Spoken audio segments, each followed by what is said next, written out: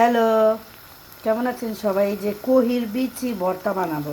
কহির বিচি, শুকনা মরিচ, পেঁয়াজ, কাঁচামরিচ, রসুন আর এই যে চিংড়ি মাছ দিয়ে এটা একটু সিদ্ধ করে নিতেছি। তারপরে সরিষার তেল দিয়ে ভাজা ভাজা করবো। এটা খুবই মজা হয় ভর্তাটা, দেখাইতেছি। ভর্তা তো আমার খুবই ভালো লাগে, তাই সব কিছু দিয়ে অল্প অল্প করে ট্রাই করতেছি আর কি, আপনাদের সাথে শেয়ার করতেছি। এখন এই যে এটা ঢেকে আর কি সিদ্ধ করবো, তারপরে দেখাইতেছি।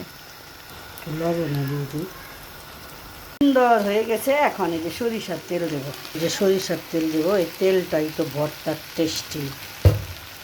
এখন এই যে অল্প একটু ভাজা ভাজা করে ঠান্ডা হওয়ার পর ব্লেন্ড করবো। তো হয়ে গেছে, এখন এই যে ফেটবো। এই যে এখন ঠান্ডা হয়ে গেছে, এখন এই যে ব্লেন্ডার করবো। এখন এটা ব্লেন্ডার করবো, এখন এই যে ব্লেন্ডার করবো। এটা